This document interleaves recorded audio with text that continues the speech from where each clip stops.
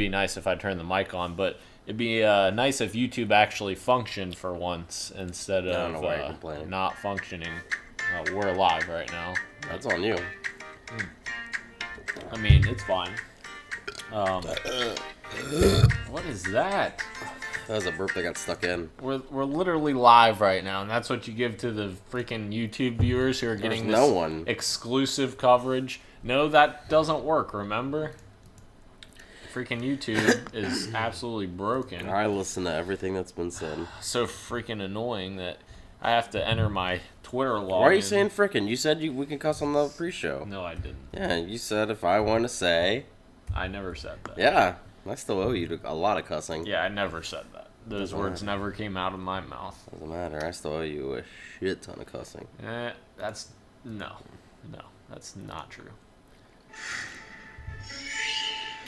See, we have 2 people watching. Welcome and you. Welcome to the 2 people watching. No, you and you. This doesn't count. We've already established this numerous times. We've never established that. Because I'm logged in with the Podcast PXN YouTube account, so it doesn't count. Because if it did, then there would...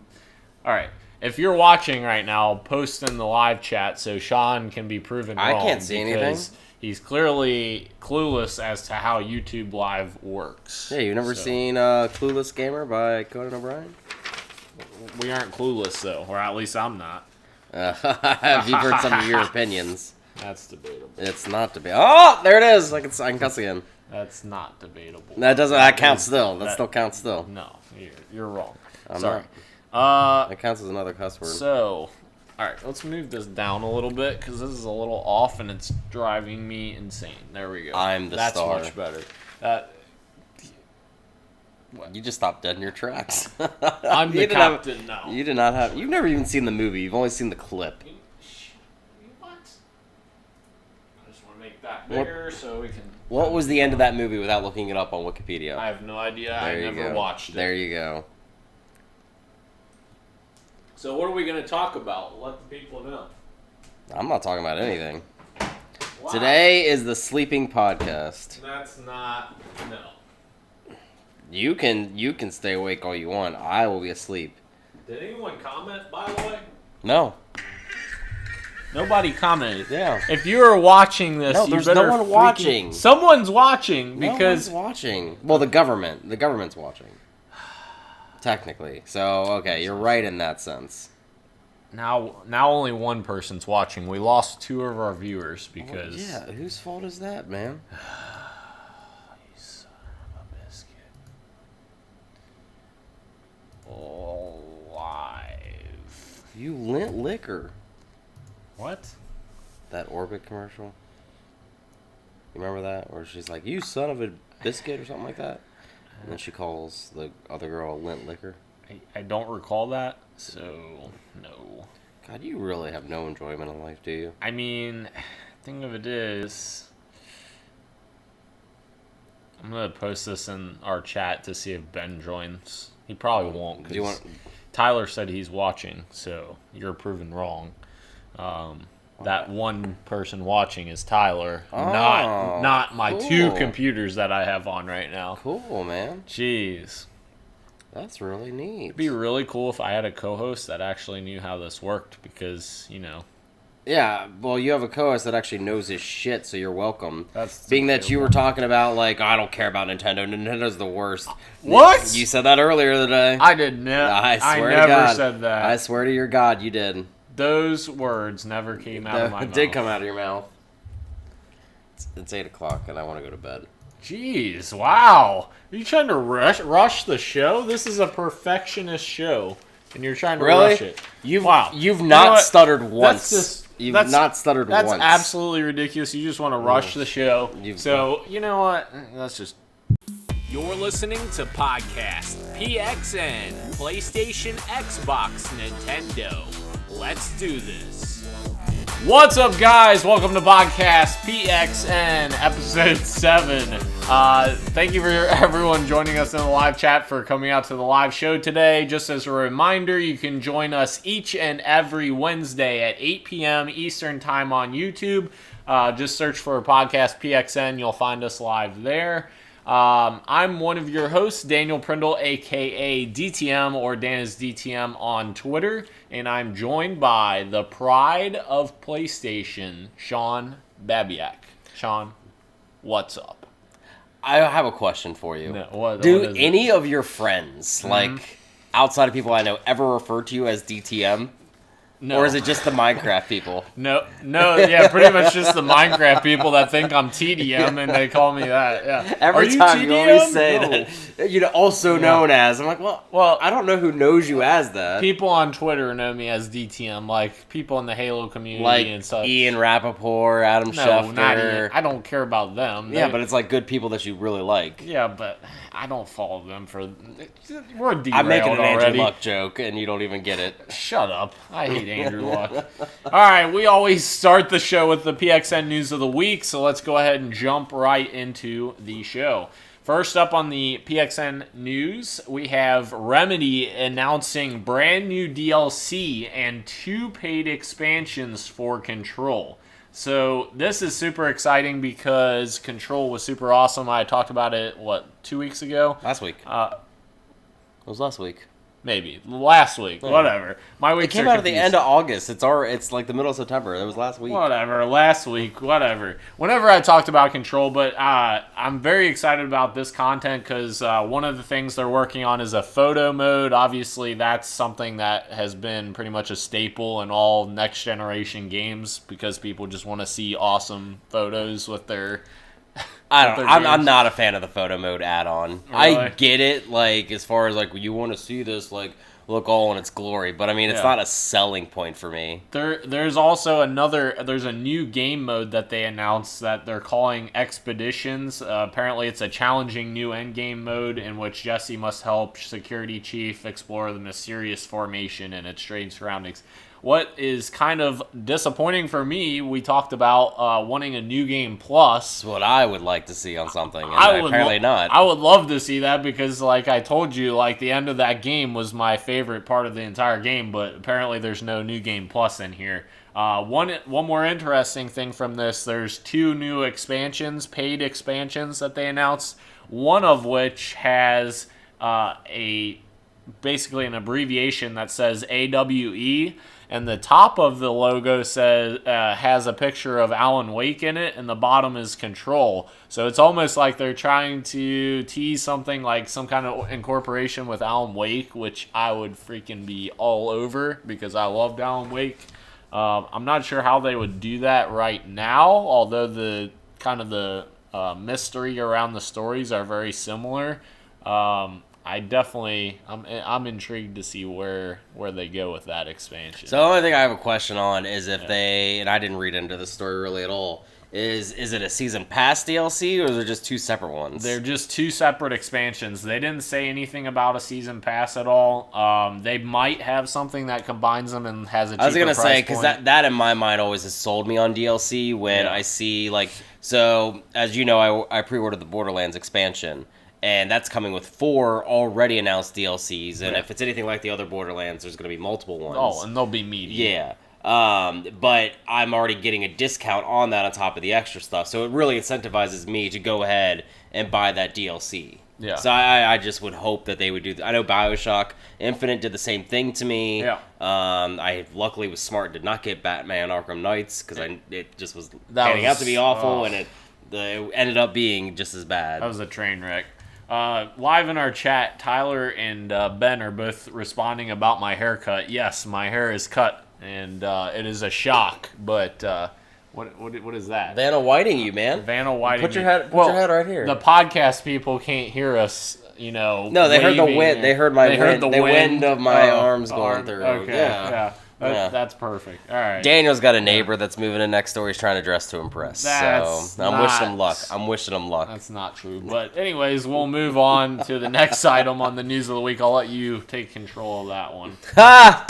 Get it? Control. Yeah, it's a nice pun. I wish we did that one. The second one. Yeah. If you could never touch me again. I think you just had a mental breakdown. No, go ahead. So aforementioned Borderlands just a little bit ago. The reviews are coming out, and it is getting stellar reviews thus far. I know Duggan from IGN gave it a 9.0. I saw on Metacritic. Right now it's floating between a 90 and a 92, which is basically on par with Borderlands 2, which is a lot of people's favorite in the whole series. And even though it being a favorite of the series, they are actually saying it's better than 2. A lot of reviewers. Now, again, always go into a game with your own opinions, not a reviewer's opinion. For something like that, but obviously, I am stoked. I only got 2 more days to wait, and then I can start playing it. It is getting praised as far as the locale. When you think of Borderlands, you always think of like that graphical jump that they did when it came to the cell shading and how great it looked, but it was all samey. Yeah. The environments were either dust or light gray, almost like that PS3, Xbox 360 early days where it was like all monotone in a way. Yeah. But then it had snow levels too. That was about it.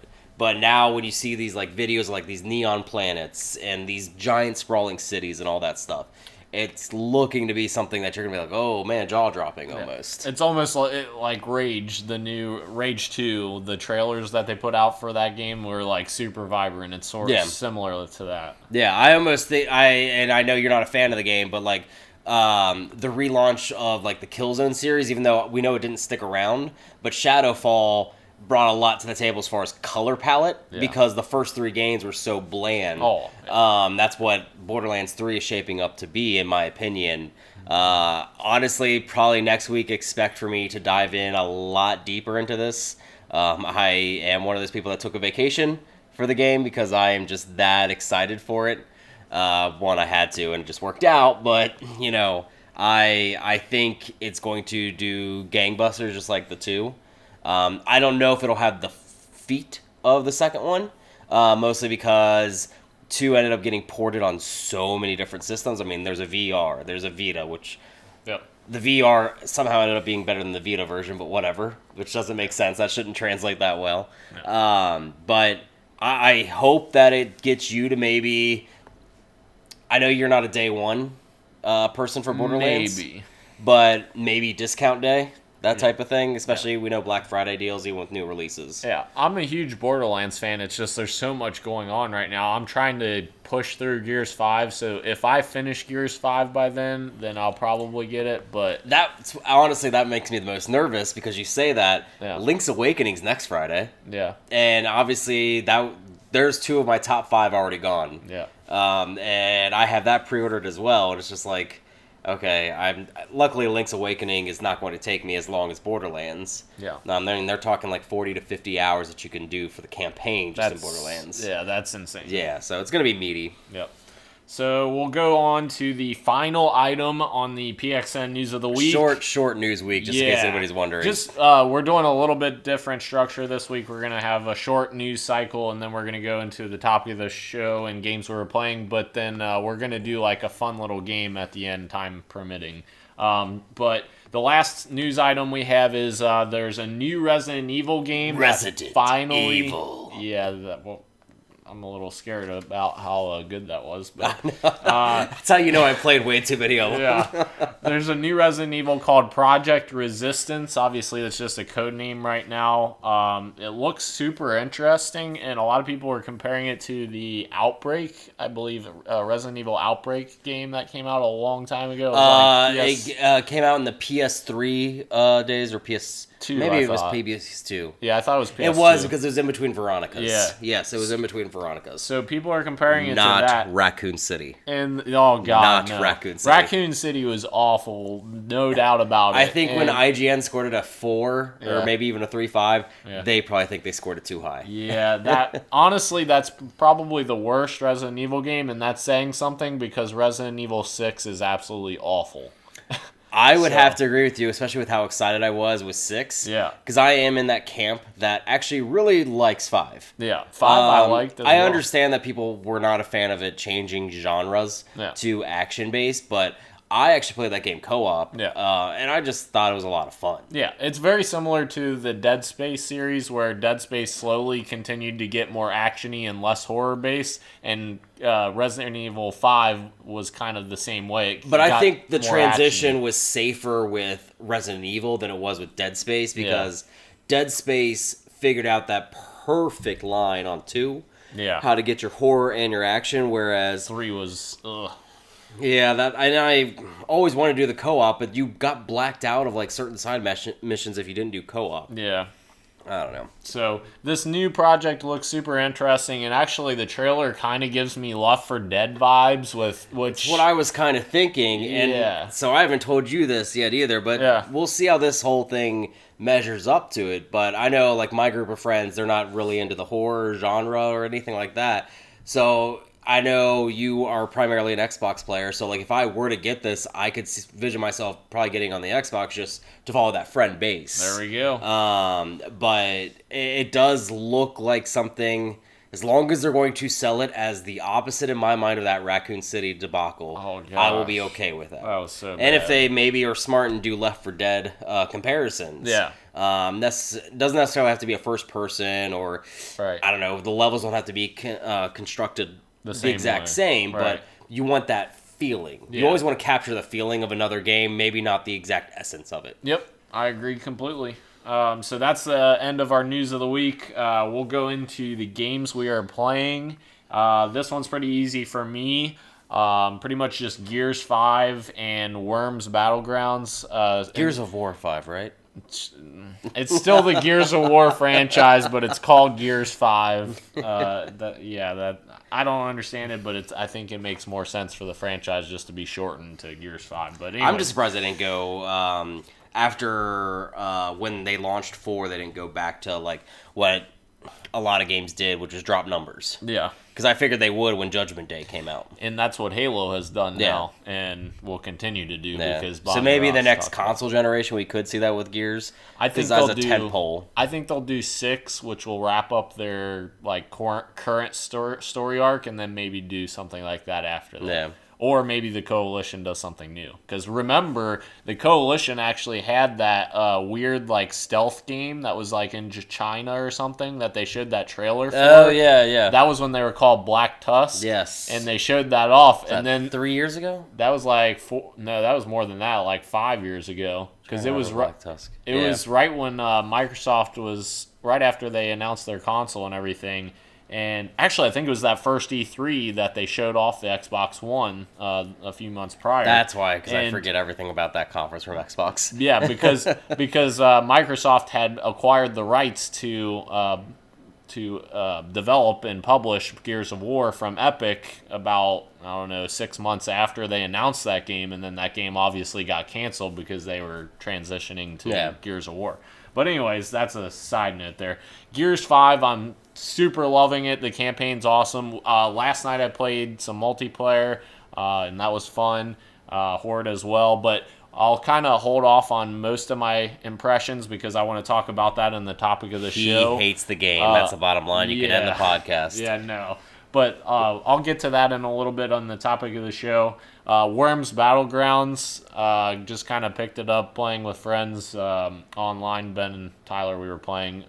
It's kind of a weird party game. Like, Worms games are always weird. Worms games have been around since I feel like the dawn of time. Yeah. There's so many in that entire series. I feel like there's so many weapons and stuff in that, and I have no idea what any of them do. So, like, you click on it and you're like, I have no idea how to do this or control this or anything. You're just kind of winging it, and it's kind of a disaster, but it's fun.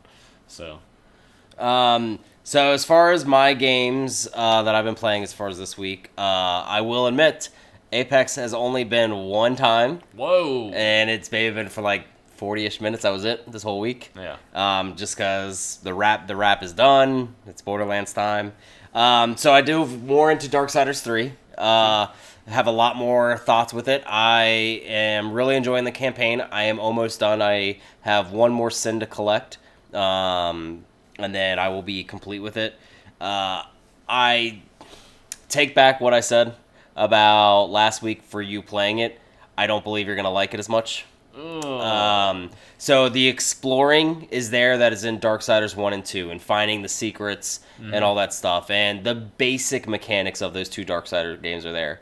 The combat, I think, is where you're going to struggle with, just from the gameplay aspect of you not liking that. Even if I, like, crank down the difficulty, you think? That I'm not for sure. Only because, as, like, most people know, when I play like action games, I do like to play it on hard settings. Yep. And that's just from my 1980s background as far as games.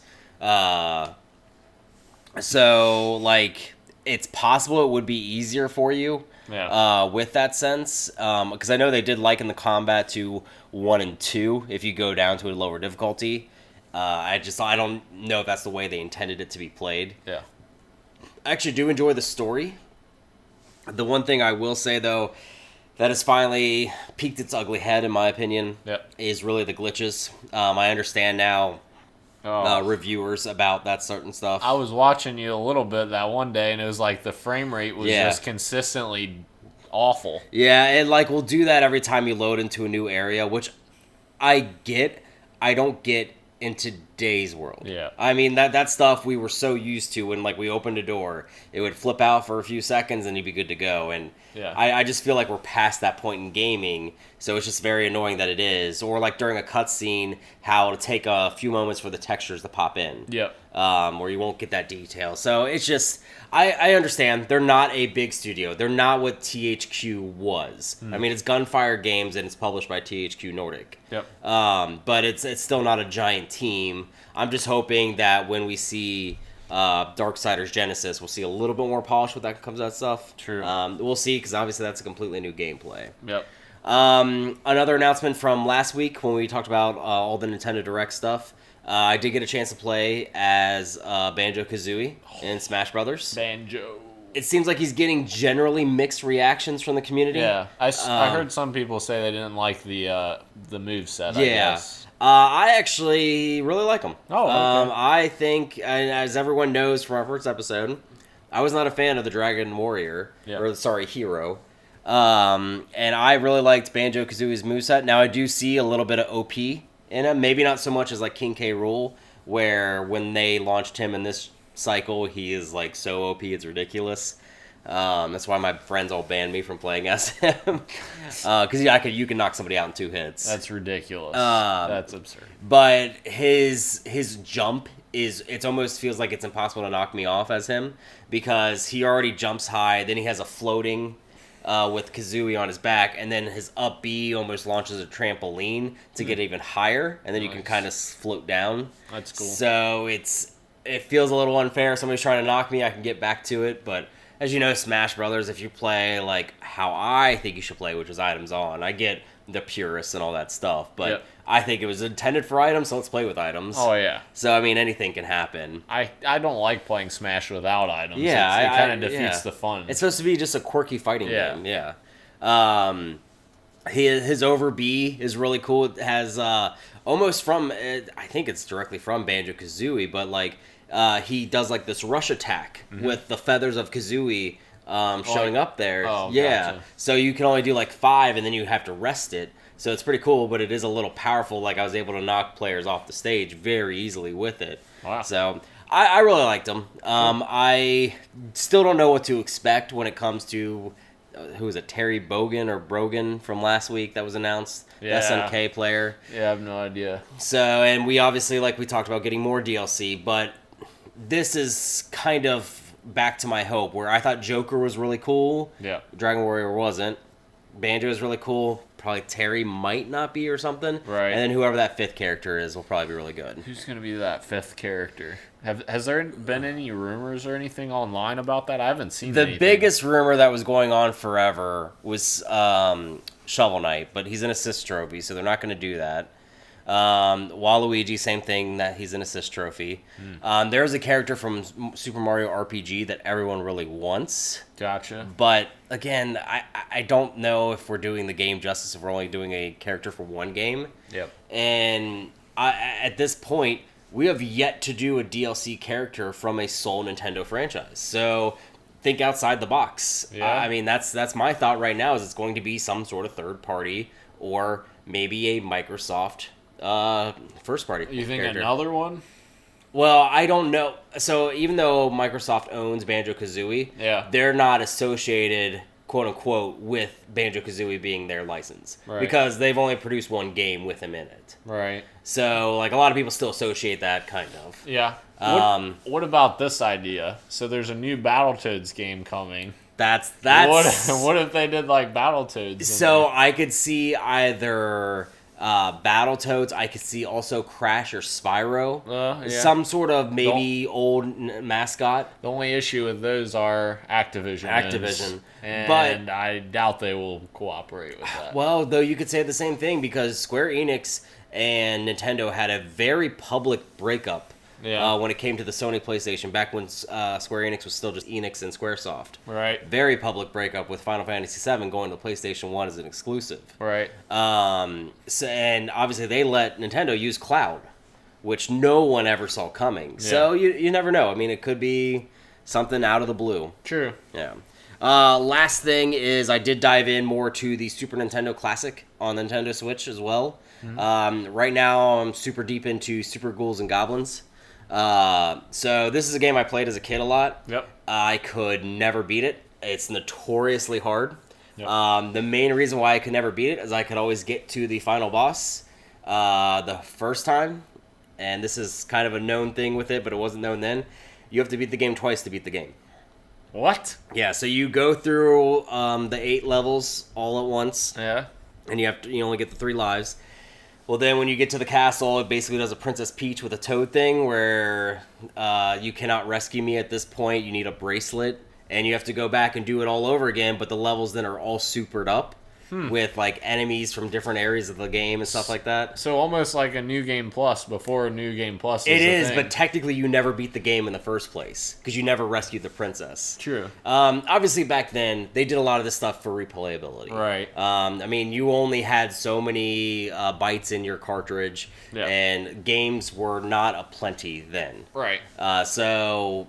You couldn't have a 75 gigabyte game. Exactly, yeah. Like the RPGs that are so well and known, like Chrono Trigger, Final Fantasy VI, those were few and far between. Right. So these types of games obviously existed. So it's nice with this rewind feature too that I'm not beholden to like I want to play the game just to like finally do it as a childhood thing. Yeah. But I don't want to be like frustrated for 20 hours trying to beat this game. Yeah. So I love that rewind feature. I hope they continue that. Not just in these, but in those other games that are getting re-released, like Aladdin, Lion King. Yeah. And if they ever do the Disney Afternoon Classic collection. But it's nice to see that if you want to play those hard games, the old games, cool, check them out. But like, let's show you that we've improved over time. We're gonna give you some features for you. Yep, absolutely. Speaking of giving us new features, we're going to jump into the topic of the show, Gears 5, which has lots of new features. Hold on, real quick. I have to shift into gear. Yeah. That was good. That was a good transition, right? It kind of was. You shouldn't have said topic of the show. All right. Well, I have to tell them that we're leading into our next thing. Anyways, Gears 5. So as I was saying before, campaign I'm really enjoying so far. So the campaign is very different than Gears 4's campaign. So Gears 4's campaign was kind of introducing these brand new characters and you're trying to learn about these new characters. Gears 5 is a lot more about expanding upon those relationships with those characters. So like Kate and JD and Dell, there becomes... I don't want to spoil anything, but there becomes events that happen in Gears 5 that kind of test their relationships with one another. And the things that happen in Act 2 are absolutely insane. I don't want to talk about them, of course, because I don't want to spoil anything, but... We just spoiled that's insane. Yeah. Act 2 was absolutely awesome. I loved Act 2. And the amazing thing that I like about this game is... it has a lot more open world exploration than I thought there would be. So a lot of the level... felt like you were playing like Halo 1 when I watched you. Yeah. It's actually more... It's even more in depth than that. It's because I thought that's what it was basically going to be, but it feels more in depth than that. You have like your open world areas. So like Act 2 primarily took place in the snow environment. And you had this giant open world that you use the skiff to go around, which is that wind chaser thing or whatever you want to call that. And the thing that looked really pretty in the trailer. Yes, exactly. And the thing about it is they crafted the story so you can go to any of the side missions or main missions at any point that you want throughout that area. So once you finish that area, though, like when you finish Act 2, it tells you, hey, you're leaving this area. Make sure you finish anything you want because you won't be coming back. So it's still linear, but it's open world areas. So maybe a good comparison would be like the last 2 Tomb Raider games. Yeah. How those were giant sprawling open areas where you could do all the side missions, but you could technically go back to them, but there was no point because things would have changed. And the other cool thing is like if you do certain things out of order, like the game acknowledges that. So like if you go to this tower before this one, they'll make comments in this tower like that you haven't seen this tower yet, so you'll still go in that order. But if you go the other way, then you get comments about the other tower. So vice versa. Yeah, it's just kind of interesting to see the different I like that detail. Elements. That's a really cool immersive detail to have. Now, I will say one of the missions, I think this was just a kind of an oversight on their behalf, but there was 2 towers, and you had to go to each one to complete the mission. I'm kind of talking vaguely because I don't want to spoil anything, but when I went to the first tower, apparently it wasn't the first tower that they were kind of gearing you to go towards, so I kind of went gearing. Yeah, gearing. So I went out of order, and I went to that tower first, and they made one line of dialogue that said, well, this will be just like the other tower. We'll just do this. And I'm like, oh, I think they screwed that up. But, I mean, that was one line out of the entire experience. Which will happen in any pseudo-open world or open world. Yeah. I mean, even Zelda, that you should not have been able to do some people are able to do the flame temple or the volcano first, and in my mind I'm like, you're crazy, I don't know how you do that, but some people figure that out. It's like I don't think that's the way it was intended, but who knows. But I mean, that's the cool thing, you can experience it the way you want to experience it. So the campaign I'm really digging, and the things that are happening in Act 3 makes me very concerned for Act 4, what's going to happen, because I feel like they're kind of gearing towards something. I used gearing again. But anyways. Kind of heading to that spot. They're kind of heading to a certain path that I'm speculating. Again, being very vague, because I don't want to... So how many hours do you think at this point you put into it? I've put in probably about 10 hours into the campaign, I'd say. And I'd say I probably still have 4 to 6 left. Cool. So it's pretty beefy for that kind of game, but I'm really digging the campaign. Multiplayer, yesterday we dug into multiplayer a little bit, and I actually really enjoyed the multiplayer, more so than when we played the beta a couple months ago, whenever the beta launched, the open beta. I think it was it was either the first weekend of August or last week in July. Yeah, and I think the reason why is because we played yesterday, which the game launched yesterday for everyone. So I think we got a bunch of newbies in there. I guess that's true. It makes it fun when you're able to just destroy people, but it's a lot different when you're playing against people who are playing the beta who are hardcore Gears fans. So, and especially somebody who doesn't, you obviously play that game for the campaign. Yes. You enjoy the multiplayer, but you play it for the campaign. Absolutely, yeah. So the multiplayer is a lot of fun when I'm playing people that don't know what they're doing. Yeah. But and Horde look cool. Horde is super cool. It's definitely the most expansive of all the Gears games. And each character that you select, so this is the cool part. They have a bunch of different characters you can select, like Sarah Connor. Oh, I didn't realize that was already in there. I thought it was a feature coming later. Nope. All you have to do is play the game and you unlock the Terminator Dark Fate pack. Cool. And then there's 2 Halo Reach characters, and then there's a bunch of Gears characters. So each character in there has their own special ability, like Emil from the Halo series. He has a bubble shield, basically, so he places it and it puts a shield up that protects you from fire from all around you. And the other thing is every character is geared towards a certain thing. So there's barriers and turrets and Oh gosh, I used Gears again. But anyway, get us out of this topic, Dave. Yeah, the right. puns are ridiculous. Gearing, yeah. But like there's turrets and barbed wire and stuff like that. Every character has different components that kind of contribute. So you don't have access to all of the defenses playing as any character. You have to kind of coordinate with your teammates. I like which that. is kind of cool. I mean, now you explained this to me because I just assumed it was something they stole from zombies when I played Call of Duty Black Ops way back in the day. Yeah. But no, Gears inspired zombies in that sense. Gears 2, yeah. So I thought it was like really cool to see like how much communication granted, you can just screw around, but how much, if you want to be successful in this, it feels like almost like a Left 4 Dead arena, where it's like, yeah, you can do stuff, but if you don't have your teammates with you in that sense, like, you're screwed. Oh, yeah.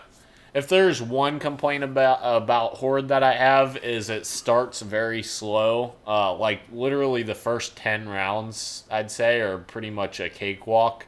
So I feel like they should trim that back a little bit. Maybe like 5 or 7? Yeah, because it's 50 rounds total if you finish the whole thing, but it gets very difficult. Yeah, I can imagine with that. But I'm super enjoying that. Have you tried that puzzle mode yet? Escape, that's what it's called. Escape is the new mode, so I played that last night. We played one match, and I guess I was confused.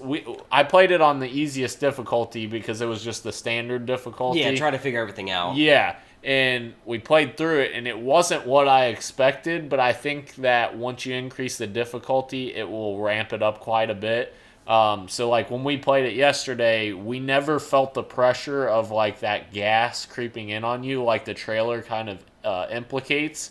Like, we got through it with no problem. Like, we were walking, and there was no gas behind us, nothing. There was, oh, geez. Yeah, so I was maybe too easy. Yeah, so I was like, wait a minute, what is happening? So then I looked at, like, the menu for the different difficulties, because I'm like, this can't be, like, there has to be something here. So then I looked, and there's something that said, like, make gas twice as fast or something like that. So it's definitely, we were on the easiest difficulty, but I'm kind of interested to kind of dig a little deeper on that. But the map editor for that is super cool. You can place different building parts together and create your own maps. So that's really that's cool. Actually, like, you say that just gets me excited for Link's Awakening because of being able to build dungeons and like play other people's dungeons. I just want to see what it's like Mario the messed Maker. Up community will make. Yeah, Mario Maker for Zelda or Gears. So where do you think, I know you're not done yet and you'll probably have more, like, a little bit deeper impressions as far as at the end next week, but where is this kind of ranking in your pantheon at the moment? Of all Gears games, I would say still Gears 3 is my favorite. It's kind of like Halo for me. Gears 3 was kind of like the pinnacle of the series. It was you like all the amazing. Threes. Gears, Halo, Mass Effect, all the threes. No. Mass Effect 2. No. I liked Mass Effect 3, but 2 is better. Anyways, Gears 3 for me had the perfect mix, Horde, multiplayer, and campaign. Campaign was phenomenal. However, I will say this campaign is really, really good. And if I had to rank campaigns, it'd probably be Gears 3, Gears 5, Gears 4 in that order. Yeah. And then Gears 2, like, 7 miles down the list because I freaking hate Gears 2's campaign. Yeah, everyone hates on that. No, I obviously never played it, Alana loves it from IGN. Well, formerly of IGN, she absolutely loves Gears 2's campaign for some reason. I don't understand. It was just not a franchise that ever connected with, and I bought them all except for the 5th one, honestly. Yeah. At this point, and just never connected. But yeah, I'm super enjoying the game, though. I'm super excited to finish the campaign and see what happens. So these first 2 major releases of this holiday season have really got me stoked for, like, the continuation. Yeah. Because, like we mentioned in previous episodes, like, this is supposed to be a weak year. We're getting to that console transition phase, but we're still finishing strong. Tyler puts in the chat, Gears 2 is amazing. Tyler, you are wrong. Tyler, great opinion. Don't let anyone wrong. change you. Gears 2 is awful. I don't want to hear any argument for Gears 2. I'm kidding. You're allowed to say Gears 2 is amazing, but personally, I do not like Gears 2's campaign. I thought it was awful. But Gears 2 was super revolutionary in the fact that it created Horde. Yeah. So, and everyone copied it. I mean, Halo Again, 3 we talked about this last week. Firefight. How can they copy that, Yeah. but no one copied the Nemesis system still? I don't get it. That is crazy to me. But that's it for the topic of the show. So next up, we're going to go into our questions game. I think we're going to just kind of run through these super quickly. So we're stealing this straight up from Kind of Funny. Yeah. Something that like I heard, I thought it was like really interesting because, again, we said this is slow news week. We knew we weren't going to have much going on.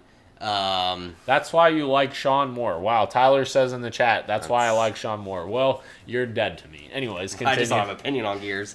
So we're kind of stealing this. We're doing a little bit more of their questions, but we're going to do the same base where it's rapid fire. First thought that comes in your mind, no prep for it besides we typed it out. So to make this go a little quicker, do you want to just like you ask one and then I ask the next one? Or do you want us to both answer all of them? We're both going to answer them. Yeah, just all your right. first thing that comes to mind. All right. Well, let's just go back and forth. That's fine. Okay. That's fine. All so we're going to go ahead and start. Guys, if you have any responses about these questions that we say, type them into there. We'll read them out as well. So first one, what's your favorite game of all time? Easy. Halo 3 is the GOAT. All right. So for me, it would be Super Mario World. Oh, okay. What's a game you thought you'd like but actually hated? I'm gonna really make you mad. Halo 3. You what? I told no! you. I told Get you. out of this house I played right on the Master now. Chief Collection for the first Oh time. my god! And I really did not like it. No. I thought it what? I did not think it was a good game. Oh my. All right, mine's Section 8, which I was super excited about because I played the original and then the second one was a disaster. Anyways. What's a really popular game everyone seems to love but you don't like? Oh, man, I don't know. I have one. All right, you go first. Mine is actually, and I played this too, is Destiny. Yeah. I tried to get into Destiny because Bungie does have a great with first-person shooters, but I couldn't get into it. I did not like it. Dark Souls. Dark Souls, yeah. There we go. What's a game you didn't expect to enjoy but ended up liking? So I'm glad you just said that. Bloodborne. Okay. Bloodborne looked really cool, but I was turned off by the Souls experience because I didn't know what that meant. I just knew they were really hard games, and I fell in love with that genre and the series. The original Mass Effect. Because it's an RPG? Yeah. That makes sense. What game have you spent the most amount of hours on? Ew. This is an interesting one. Probably Halo 2. Just because literally back then, that was all we played. Halo 2 only. So mine, I'd hate to say it, just like kind of thinking offhand, I would probably say Final Fantasy X on the PlayStation 2. Oh. Okay. I put a lot of hours into that game. By the way, Tyler says he retracts his statement about liking you more because you said you hated Halo 3. Yeah, I know it. That's fine. So sorry about that. If you had to marry the last video game character you played, who would it be? Fury. Cortana. No, from the last one you played, you idiot. Oh. God. Oh, so... You read the question and you still don't understand the question. Oh. So mine would be Fury from Darksiders. Mine would be Kate then. Yeah, mine would be a terrible person to marry because she would cut me open. Kate is good looking. Oh. Okay, she's a game character, you freak. What? Kate? If you Laura Bailey.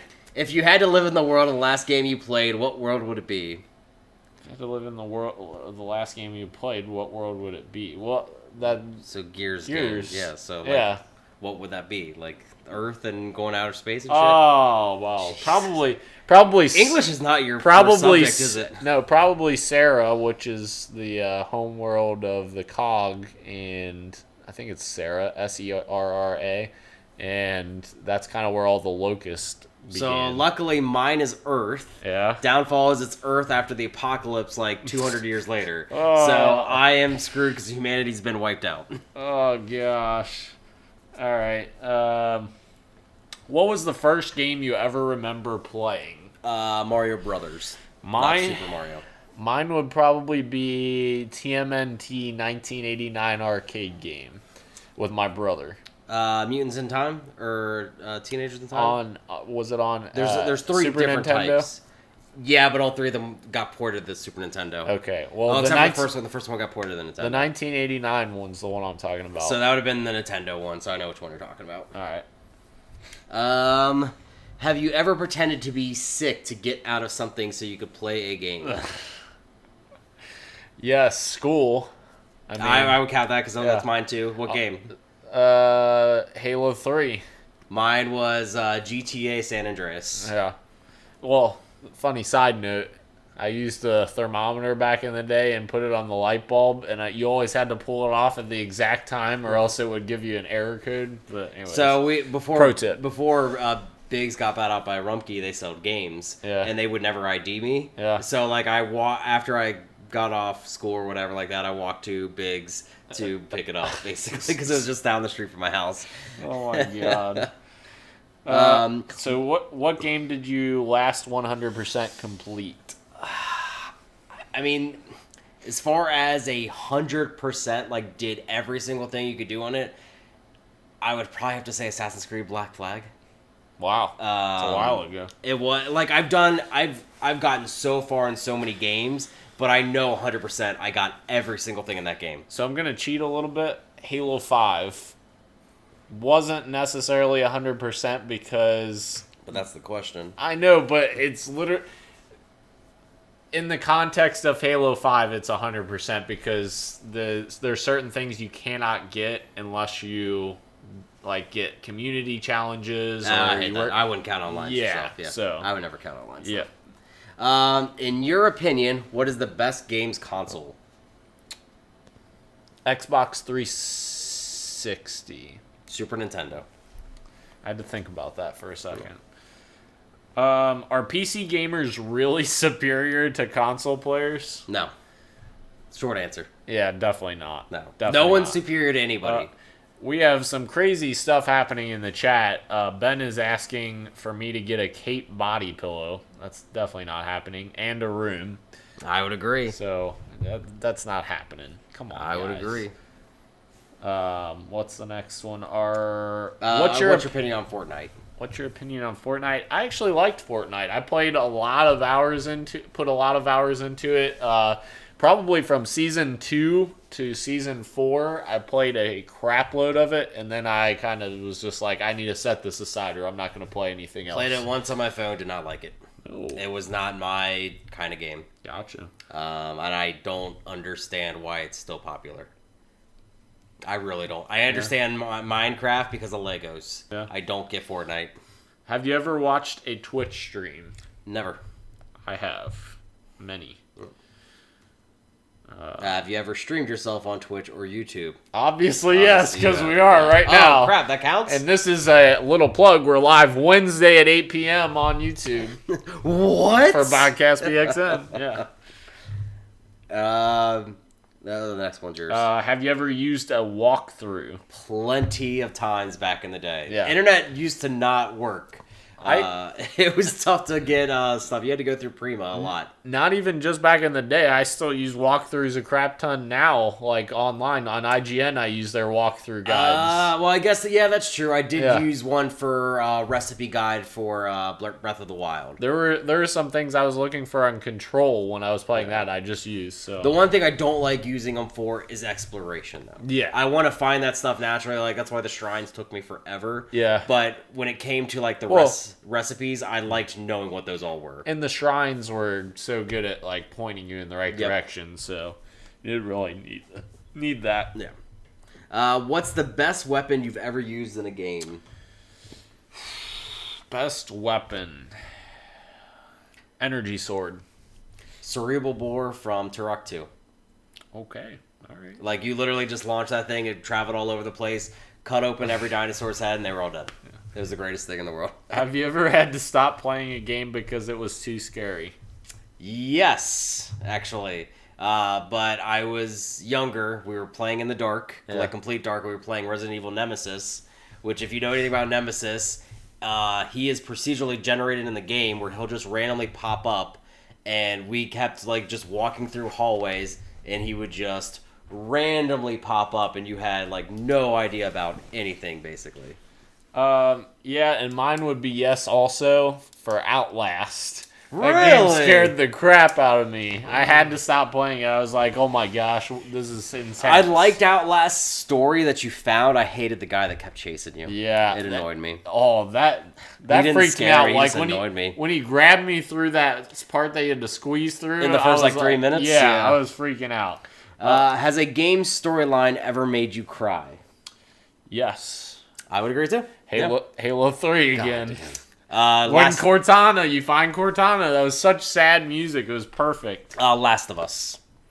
Last of Us. Yep. Eh? When his daughter died. That's another one I had. And I had well. no connection to her whatsoever. But the way they did it, I'm just like, that was rough. Oh my god! Like is that my daughter? I don't know. Yeah.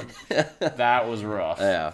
I think we'll stop at this one just because there's so many questions and we're running long on time here. Yeah, 100%. We could always do the rest next I week. agree. Yeah, if you guys like this, let us know.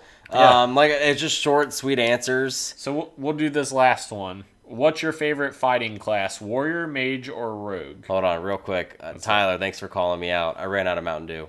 Sean has drank 2 different kinds of soda in the podcast. I ran out of it. I'm tired as hell. Jeez. All right.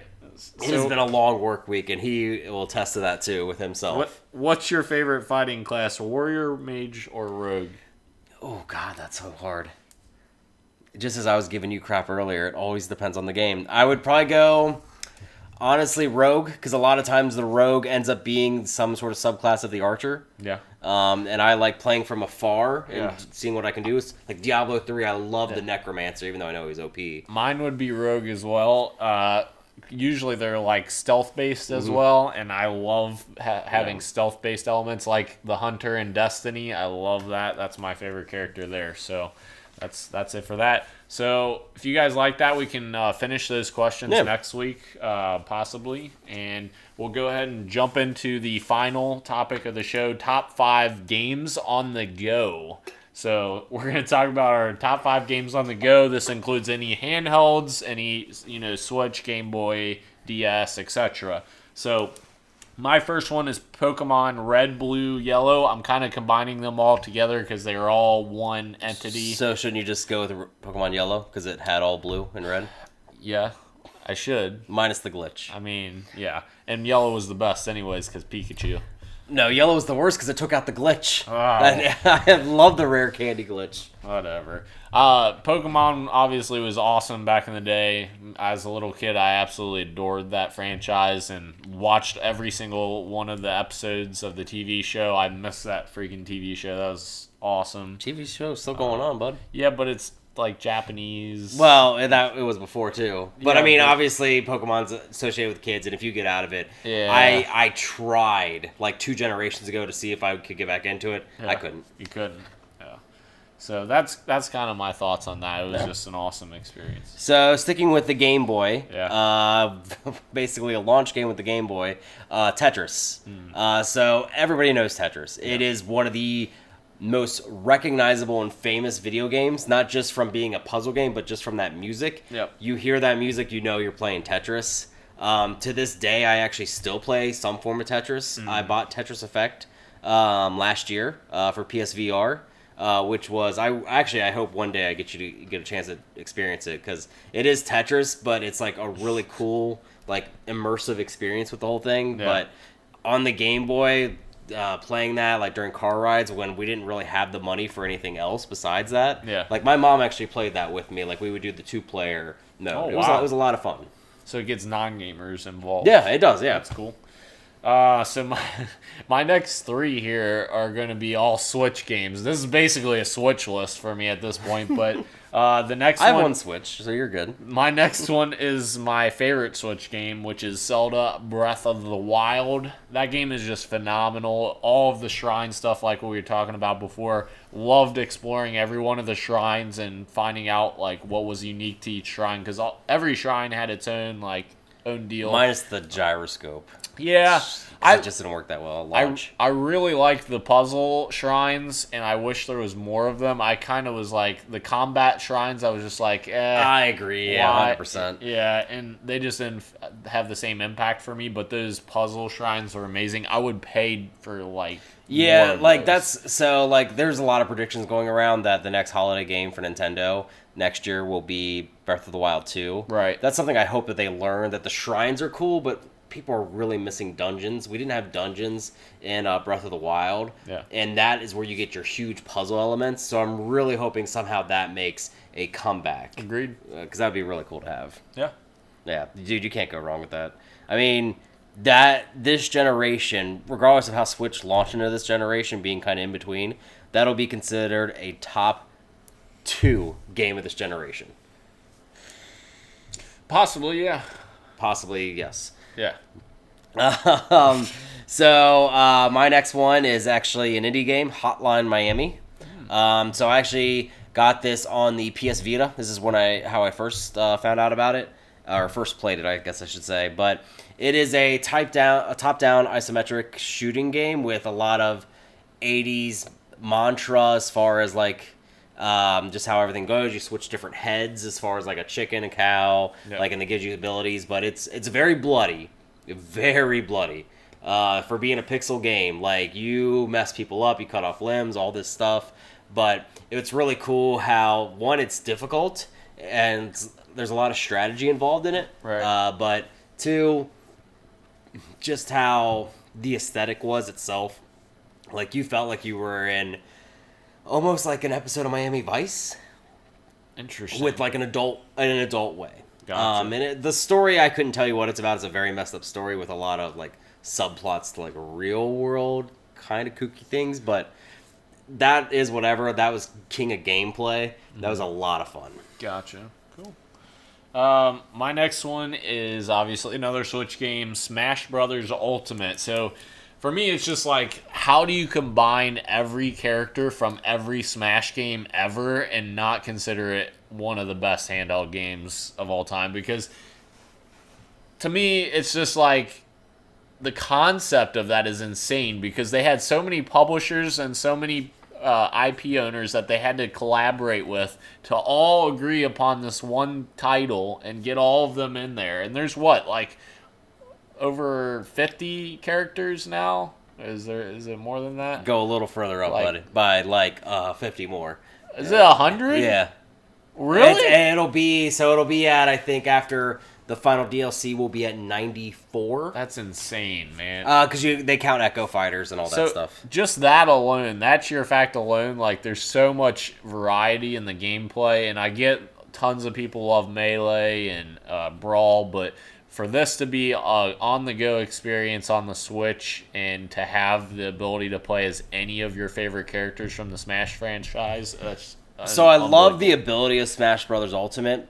I think Smash Brothers for 3DS made more sense with their control scheme. The only thing that kind of gets me when it comes to Smash Brothers now is the control scheme really is meant for the Pro Controller, not the handheld controller. Yeah. So that's my only... But I will give you that it is the best Smash Brothers, even if it's missing Hit the Target, which is... I don't understand how they still don't have that game in there. Right. That is, by the way, something I wanted to add. They did do an update for Smash Brothers where Home Run Contest is back. Oh, really? Yeah, and I always loved Home Run Contest. Gotcha. Smash the Target was awesome back in the Smash day. Target, that's what I meant to say. Yeah, that's still not in there. Yeah. Which I don't get. Gotcha. My third is Shovel Knight on the 3DS. So I didn't kickstart this game because I never have kickstarted before in my life, but I heard about this game. Unfortunately. Tell me not. Some of them were not very good. Okay. Well, there's some that I could forgive, like. Yeah. Some of them didn't even come out. Yeah. Yeah.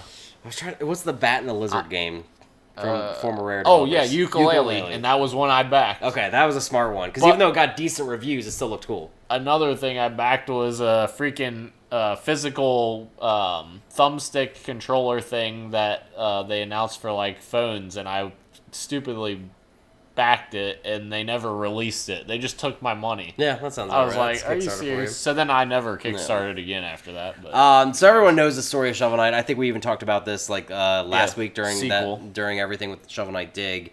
But 3DSs, I know it came out on the Nintendo Wii U and the 3DS at the same time. It seemed more like a 3DS game to me, and I think it's an everywhere game these days. Right. But it's still so much fun to go back to. They supported it for so long. It blew up on the 3DS. Yes. Yeah. And it's going to continue getting a lot of love for years to come. Absolutely. My next one is my last Switch one on my list, which is Super Mario Odyssey. Yeah, that was awful. Mine was better. Our collaboration on that was quite bad. Sorry. Mario Odyssey was super, super awesome, and the super interesting thing for me for Odyssey is every level in that game is completely different.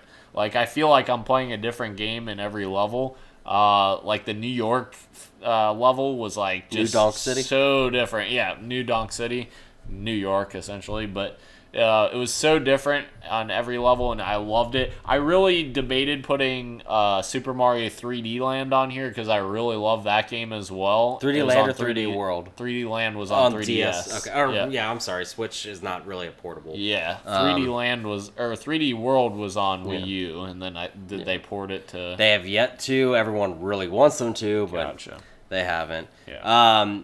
Question for you, because I don't think we've ever talked about this. Did you beat Mario Odyssey?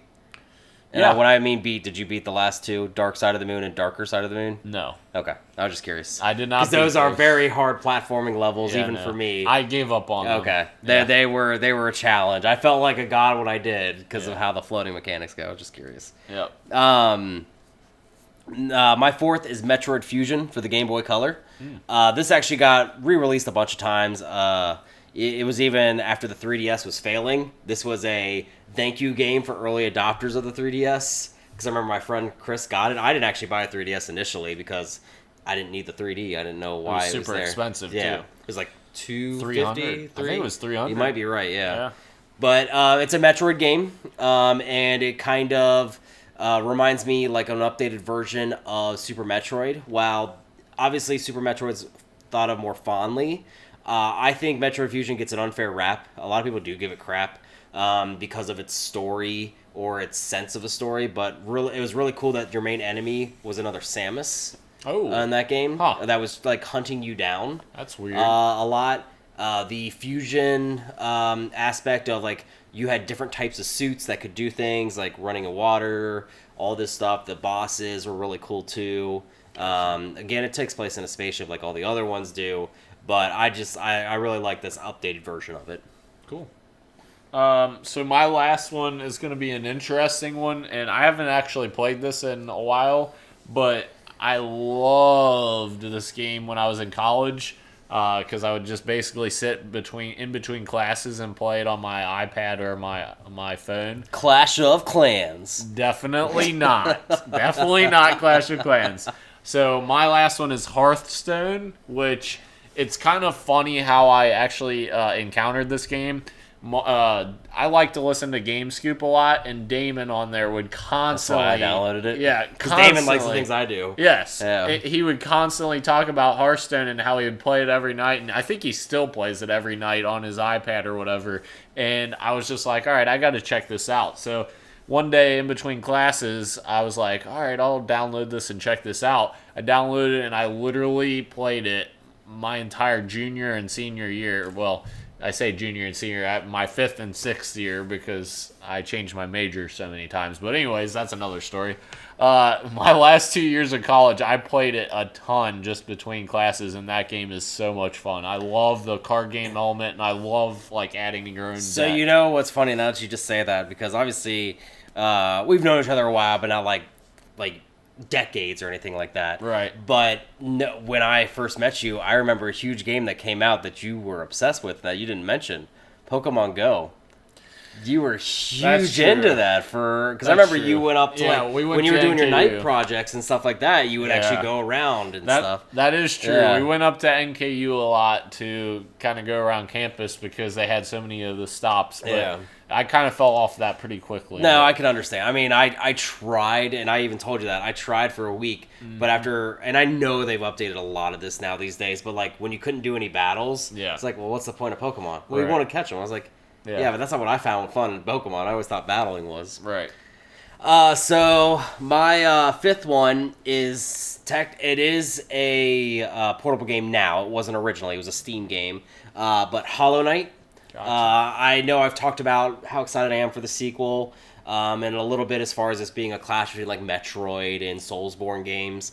But it's really got a style all of its own that I really hope that a lot of people continue to, I guess, find for the first time. Yeah. That aren't sure if they like these genres, these Castlevanias, or anything like that.